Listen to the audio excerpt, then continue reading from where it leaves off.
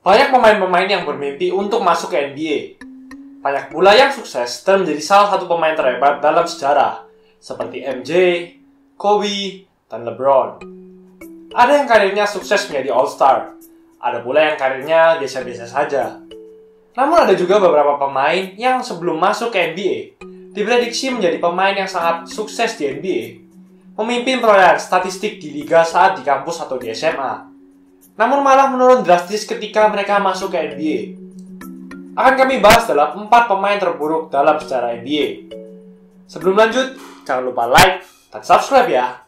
Simak ulasan berikut ini. Larue Martin. Larue Martin masuk ke NBA di tahun 1972, di urutan pick nomor 1 di tim Portland Trail Blazers. Ekspektasi semua orang terhadapnya sangatlah tinggi. Terbukti dari permainannya saat di kampus. Ia memiliki rata-rata hampir 20 poin tiap game, serta 15 rebound tiap game. Kesuksesannya di kampuslah yang membuatnya didraft di urutan pertama oleh Trail Blazers, bahkan di atas legenda Julius Erving dan Bob McAdoo. Namun malangnya, pemain bertinggi 211 cm ini tak memiliki karir yang baik di NBA. Ia hanya bermain selama 12 menit tiap game, dan memiliki rata-rata poin sebanyak 4,4 points per game, dan 4,6 rebounds per game. Ia pun sempat menangis dan sangat malu karena ia pernah tidak dimainkan semenit pun oleh pelatihnya saat melawan Chicago Bulls. Ia berkata bahwa sebenarnya saat NBA Draft, pelatihnya lebih menginginkan Bob McAdoo daripada aku, sehingga ia tidak mempercayaiku. Ia pun akhirnya berpindah ke tim-tim lain, seperti Seattle Supersonics, Cleveland Cavaliers, dan Chicago Bulls. Namun tak cukup memberikan kontribusi yang baik hingga ia dilepas oleh tim-tim tersebut. Dalam karirnya di NBA, ia hanya mencatat rata-rata 5,9 points per game dan 4,6 rebounds per game dalam 4 musim. Larue Martin pun akhirnya masuk dalam daftar pemain terburuk dalam sepanjang sejarah dan banyak diperbincangkan sebagai salah satu bust terbesar dalam sejarah NBA. Anthony Bennett. Pemain ini mungkin sudah kamu ketahui, karena ia adalah bust terbesar dalam era NBA modern. Meskipun hanya bermain 1 musim saja di kampus sebelum masuk ke NBA, karirnya sangat gila. Ia mencatat rata-rata 16,1 points per game, 8,1 rebounds per game, serta persentase shooting 53%. Padahal ia hanya bermain sekitar 27 menit tiap game karena sedikit cedera saat di kampus. Ia mendapat penghargaan MWC Freshman of the Year di tahun 2013. Masuk dalam First Team All-Star MWC dalam musim pertamanya di kampus. Semua itu berhasil ia dapatkan meskipun ada cedera yang menimpanya. Jadi, ekspektasinya pasti adalah, bila cederanya sudah sembuh, pasti ia akan lebih menggila lagi, bukan? Karena kehebatannya tersebut, akhirnya banyak tim yang menginginkan jasanya di tim. Akhirnya di tahun 2013, ia masuk ke NBA di urutan nomor 1 ke Cleveland Cavaliers. Kehebatannya disandingkan dengan legenda NBA, yaitu Larry Johnson saat di NBA Draft. Namun, karirnya tak lancar di NBA. Ia baru mencetak 15 poin, double digit poin pertamanya di NBA, setelah bermain selama 33 game di NBA. Totalnya dalam musim pertamanya, ia hanya mencatat rata-rata 4,2 points per game, serta 3 rebounds per game dan hanya bermain sekitar 12 menit per game. Lalu ia berpindah ke Timberwolves, dan karirnya pun tetap sama hingga ia dikeluarkan dari tim tersebut. Karena ia tak memiliki karir yang sukses bahkan hingga tahun 2017 di NBA, akhirnya ia mencoba bermain di Liga Eropa, yaitu di tim Fenerbahce. Namun ternyata tetap sama saja. Dalam 10 pertandingannya di Fenerbahce, ia hanya mencatat rata-rata 1,2 points per game hingga ia dikeluarkan dari tim Eropa tersebut. Ia pun kembali bermain di NBA G League. Untungnya, di NBA G League karirnya menanjak, di mana ia mencatat rata-rata 14 poin per game dalam 2 musim terakhirnya. Kita tahu bahwa karir Anthony Bennett masih sangat panjang, mengingat usianya yang masih 27 tahun. Dan mari kita berharap, ia bisa kembali ke NBA dan membuktikan bahwa ia bukan bust terbesar di NBA modern. Kwame Brown. Kwame Brown masuk ke NBA Draft tahun 2001 di urutan nomor 1 oleh Washington Wizards. Tentunya ekspektasi orang-orang pun sudah tinggi terhadapnya. Ia pun tak pernah bermain di kampus yang artinya, setelah bermain di SMA, ia langsung masuk ke NBA, persis seperti LeBron James. Saat di masa SMA, ia dipertimbangkan sebagai pemain terbaik dalam angkatannya, bersama saingannya yaitu Eddie Curry dan Tyson Chandler. Di masa SMA, ia memimpin perolehan rebound terbanyak, blok terbanyak, serta poin kedua terbanyak dalam sejarah SMA-nya, yaitu Glenn Academy. Di tahun seniornya di SMA, ia memiliki rata-rata 20,1 points per game, 13,3 rebounds per game, serta 5,8 blocks per game.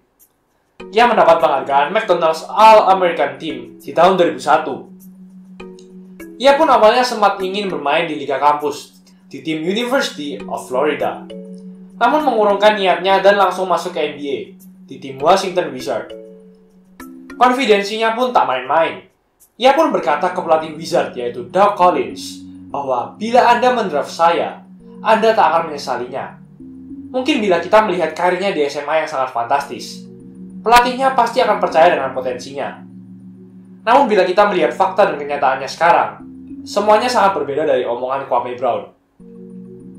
Di musim pertamanya di NBA, ia hanya mencatat rata-rata 4,5 points per game.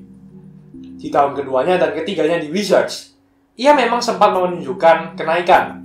Dan di musim ketiganya di Wizards, ia mencatat rata-rata 10,9 points per game dan 7,4 rebounds per game. Namun di musim keempatnya, ia terkena cedera sehingga tak bisa bermain banyak game. Dan ia mengaku bahwa ia bermusuhan dengan rekan setimnya, yaitu Gilbert Arenas, dan pelatihnya yaitu Eddie Jordan.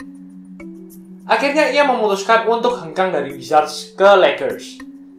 Di Lakers, ia sempat bersinar dengan menggantikan center utama Lakers, yaitu Chris Mihm yang sedang cedera dan mencatat rata-rata 12 poin di musim 2005-2006. Namun sayangnya, ia lagi-lagi terkena cedera dan harus menepi di awal musim 2006-2007. Akhirnya, posisi center utama Lakers pun pindah ke Andrew Bynum.